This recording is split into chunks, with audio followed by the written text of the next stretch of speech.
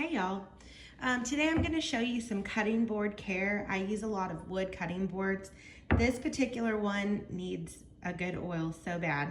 It's a redwood and it has a few inlays in it, but you can see I have washed it, it's dried well, and now we're going to put some mineral oil on this. So what you're going to do is you want to find a food grade, it'll say on there, food grade mineral oil, and this one is enriched with vitamin E. And you want to do this every once in a while. I've been needing to do this for a little bit, but this is gonna keep your cutting boards nice, and it's also gonna prevent them from drying out and having any, bacteria issues in your cutting board. So we are just going to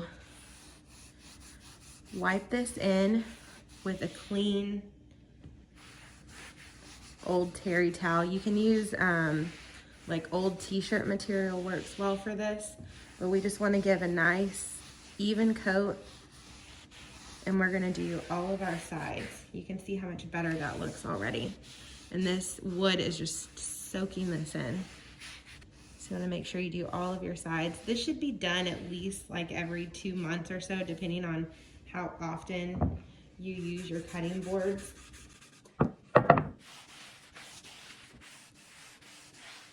We're gonna wipe this with the non-oiled side. Okay, and we're gonna flip this over and do this side.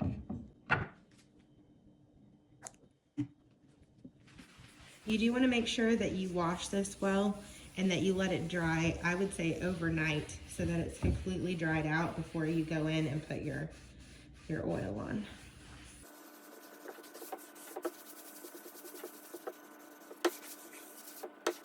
I wash my cutting boards with a mixture of white vinegar and distilled water with a little bit of some essential oil cleaning. It's from Revive. It's a cleaning solution. So that's typically what I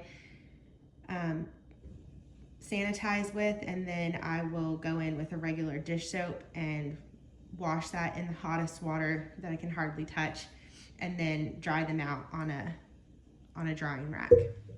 And then, like I said, every couple of months you'll want to come through and you'll want to put some mineral oil to keep these nice.